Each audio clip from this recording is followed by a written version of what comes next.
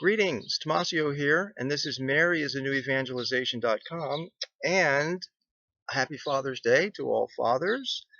And behind me is St. Francis and a beautiful garden here at Franciscan University Steubenville, in which the youth conference let out a few hours ago. And I've been playing tennis with my kids. Wonderful Father's Day. Attended Mass at St. Peter's today, Father Jonas's last Mass. Father Jonas Schell, who's been, since he was ordained a few years ago at St. Peter's in Merchantville, which is the official parish of the university. I know the university has a chapel, but they do have a parish that in essence sponsors them. And a number of the students attend Mass at St. Peter's. So Father Jonas Schell from local Toronto has been transferred to near the University of Ohio, a huge move. Because he was young and he was athletic, he had tattoos. I mean, he was over at the high school. He was really active with the youth ministry in town. So it's going to be a huge loss. And he was just a down-to-earth guy, his parents were divorced and just great athlete. Anyway, Father Jonas Schell is going to be missed. And they're not replacing him. So St. Peter's is now just strictly Father Huffman. That's it. And last year, St. Peter's had hosted that it was called a Catholic Identity Conference with Louis Verrecchio, and the group who they don't like Pope Francis. They don't think he's either legitimate or they don't like what he's saying. So they at St. Peter's, Father Huffman hosted this group of anti-Pope Francis Catholics, and I led a protest because I called the bishop, I called the pastor. I said, why would you have a group come in that is against Pope Francis? Now, Pope Francis releases his encyclical Laudato Si, and hopefully they're not going to have it this year, that conference hosted at Franciscan University's parish. Okay, I called Dr. Hahn about it. I called a number of people, and I put flyers up at the university asking students to come and join me in the pro-Pope Francis rally, and they tore them down. There was a priest on campus that tore them down. Why? Because, from what I heard, the Latin choir was scheduled to sing at that conference, and I blew it wide open that they're anti-Pope Francis and that they're going to be at St. Peter's. And so the priest was mad because the university at that point had to pull back, but I think some of them still went and sang. So anyway, why that priest, whatever. But here we are at St. Franciscan University. Now the Pope has released this amazing encyclical. And the encyclical is basically, to sum it up very simply, it is calling for a pro-life world. The Pope is calling for the world to become pro-life. In other words, to respect all life, including human life, animal life, plant life. All life is to be respected.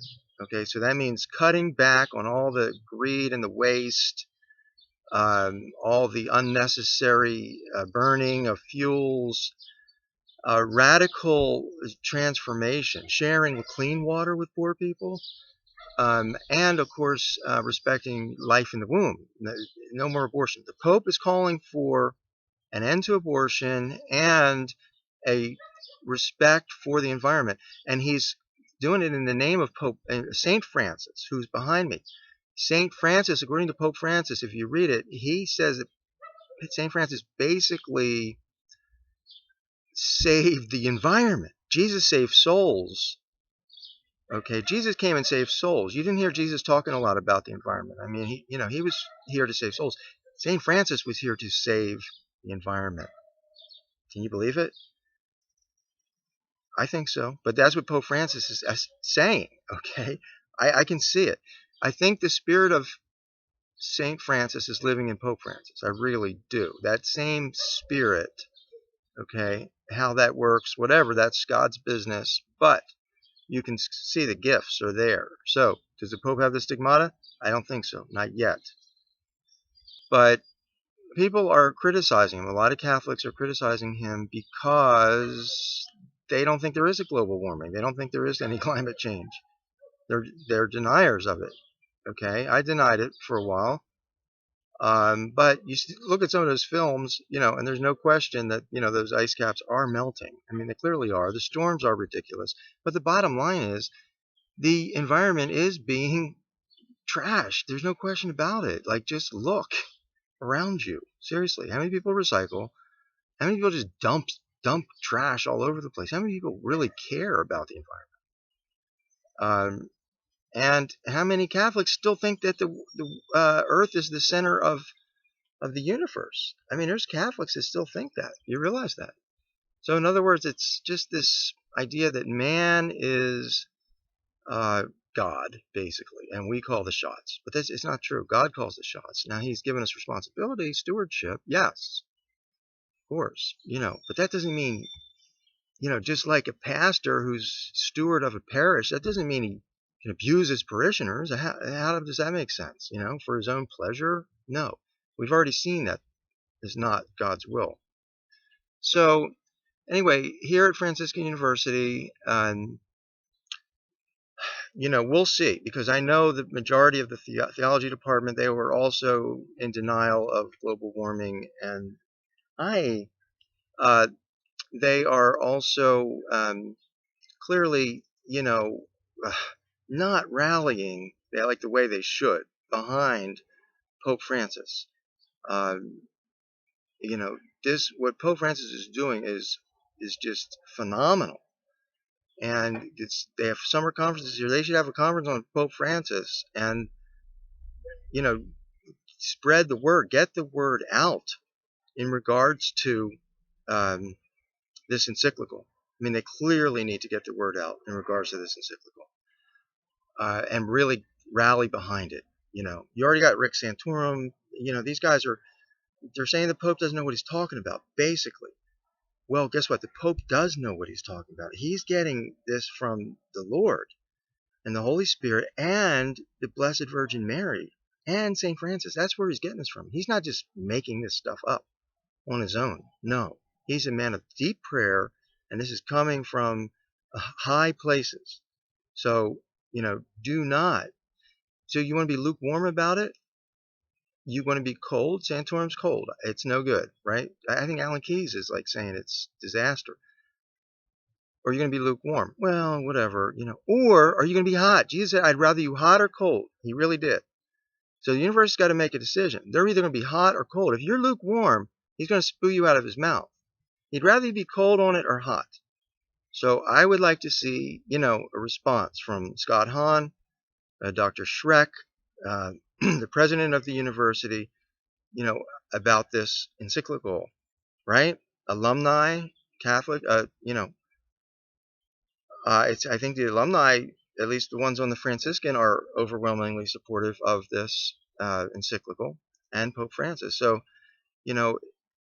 why can the alumni be outspoken about it, but the university not be? So, can we have some kind of a statement in regards to this in the name of St. Francis, please? Thank you. This is Tom coming at you. I'll give you a little bit of so for those of you who haven't been at the university for a while, of course, you remember the chapel, right? And the beautiful St. Francis Plaza here, famous for a number of reasons. You have the moon. You guys see the moon up there? Beautiful, huh? This is like dusk, of course. Some interesting clouds going on.